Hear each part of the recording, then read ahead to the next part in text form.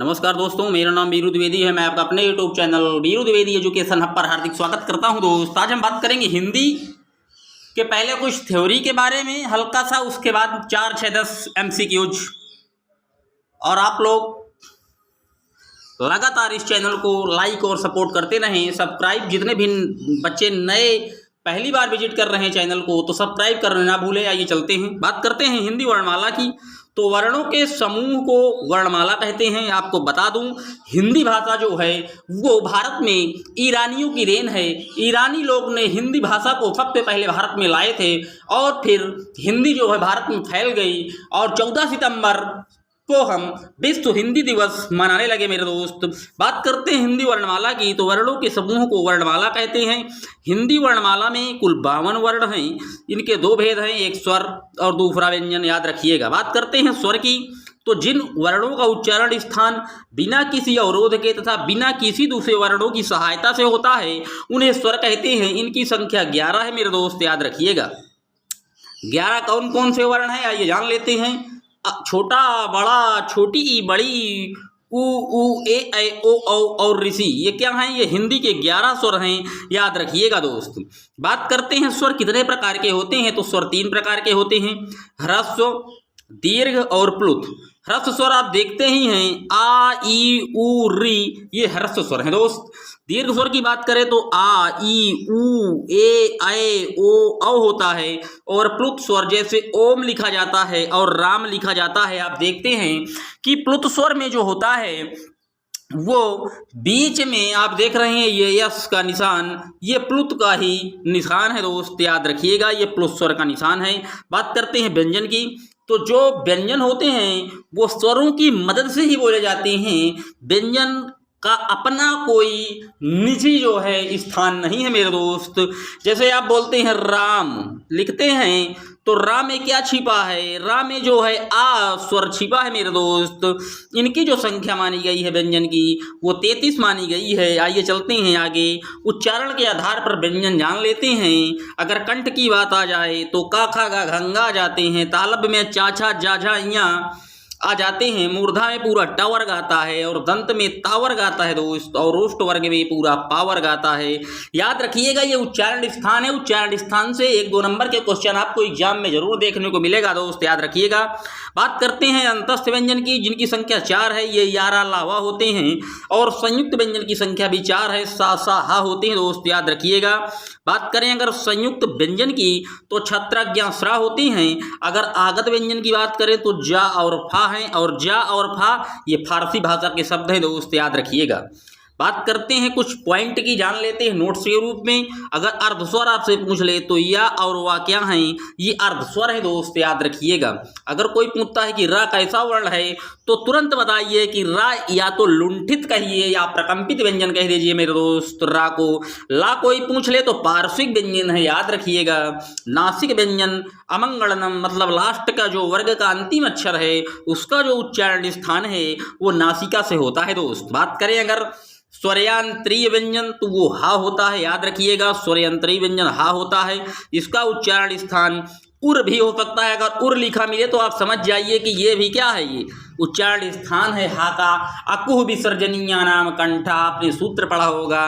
तो हा का उच्चारण स्थान कंठ तो माना गया है, लेकिन अगर स्वर यंत्र वहाँ लिखा है या उर लिखा है तो आप तुरंत इसमें लगाइएगा टिक मेरे दोस्त। चलते हैं आगे, बात करते हैं अगर रा की। तो रा लुंठित व्यंजन है और ला जो है वो पार्श्विक है। इसके उच्चारण में जो वायु है वो जीभ के पास से निकलती है दोस्त। बात करते हैं वो वर्ण की परिभाषा। तो जानते हैं वह छोटी से छोटी ध्वनि जिसके और टुकड़े नहीं किए जा सकते उसे वर्ण कहते हैं, या सीधे स्वाटिक में कहें जिसका खंडन न किया जा सके वो वर्ण कहलाता है दोस्त। बात करते हैं संयुक्त व्यंजन की। वैसे तो जहाँ भी 2 या अथवा 2 से अधिक व्यंजन मिल जाते हैं वो संयुक्त व्यंजन कहलाते हैं, किंतु देवनागरी लिपि में संयोग के बाद रूप परिवर्तन हो जाने के कारण इनको 3 गिनाया गया है। ये 2 व्यंजन से मिलकर बने हैं। जैसे छा जो है वो का प्लस खा से मिलकर बना है, ज्ञा जो है जा प्लस या से बना है, और त्रा ता प्लस रा से बना है दोस्त। इसमें देखिएगा जो पहला वर्ण है, जैसे छा है तो का में हलंत जरूर लगा रहना चाहिए, ज्ञा में जा में हलंत, यानी कि आप देख लीजिएगा पहले अक्षर में यहाँ हलंत जरूर होना चाहिए। जरूर देखिएगा, यहाँ से एक क्वेश्चन मिलेगा आपको एग्जाम में दोस्त। बात करते हैं अगर अर्धसम्मत स्वर की, तो अर्धसम्मत स्वर के उच्चारण में मुख द्वार कम सकरा होता है, ये 2 होते, जैसे ए ओ बोल के देख लीजिए, आप लोग जान जाएंगे अर्धसम्मत स्वर है। अगर बात करते हैं विब्रत स्वर की, तो इनमें जो मुख द्वार है वो पूरा खुल जाता है, जैसे बड़ा खोली बोल के देख लीजिए, ये विब्रत स्वर का उदाहरण है दोस्त। बात करते हैं कुछ अब प्रश्नों की, और प्रश्नों को ज़्यादा से ज़्यादा 10 प्रश्न हैं, और आप लोग इन कमेंट बॉक्स में जरूर बताइएगा कि कितने क्वेश्चन आपके सही हुए मेरे दोस्त। आज भाई बात करते हैं हिंदी में कुल व्यंजन कितने हैं, 36, 33, 35, 34। तो याद रखिएगा हिंदी में कुल व्यंजनों की संख्या 33 मानी गई है दोस्त। आइए चलते हैं अगले प्रश्न की ओर। दूसरा प्रश्न कह रहा है, जिन वर्णों का उच्चारण बिना किसी अवरोध के तथा बिना किसी दूसरे वर्णों की सहायता से होता है उन्हें क्या कहते हैं। तो मैंने अभी आपको बताया है कि जहां सहायता ना लगे तो समझ जाइए ये स्वर है दोस्त। स्वरों को किसी की सहायता नहीं होती और व्यंजन हमेशा सहायता से चलते हैं दोस्त, याद रखिएगा। भाषा की सबसे छोटी इकाई कौन सी है, तो भाषा की सबसे छोटी इकाई वर्ण मानी गई है दोस्त, याद रखिएगा। ऊष्म वर्ण कितने होते हैं, अभी आपको बताया। सा जिसमें तीनों सा आ जाएं और साथ में अपना हा भी चलाए तो वो कहाँ जाएंगे, वो ऊष्म वर्ण में जाते हैं दोस्त। इनकी संख्या 4 मानी गई है, याद रखिएगा। अगले प्रश्न पर चलते हैं। प्रश्न कहता है जो बिना किसी अन्य वर्ण का आधार लिए बिना नहीं बोले जा सकते। अभी मैंने आपको बताया जो स्वयं डिपेंड हो अपने पर वो स्वर, और जो दूसरी की मदद से चले वो व्यंजन होता है। लेकिन अगर पूछ ले जो बिना किसी अन्य वर्ण की जहाँ बात आ जाएगा आधार लिए बिना नहीं बोला जा सकता तो अयोगवाह है। अयोगवाह आप जान लीजिए, अन्न और आहा को अयोगवाह कहा गया है मेरे दोस्त, याद रखिएगा।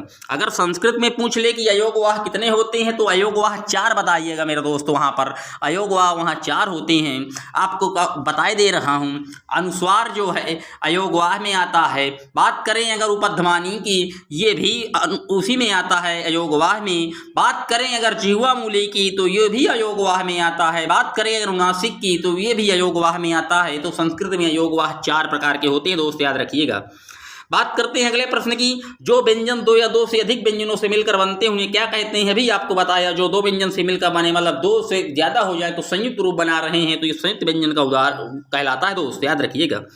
स्पर्श वर्ण कितने होते हैं। अभी आपको बताया कि जो का से माँ तक का कॉलम है वो स्पर्श वर्ण में आता है, और का से माँ तक आप गिन लीजिए, ये इनकी संख्या 25 होगी दोस्त। इसलिए इसका जो राइट ऑप्शन है वो डी फॉर डेनमार्क 25 एकदम सही जवाब है दोस्त। बात करते हैं अगले प्रश्न की।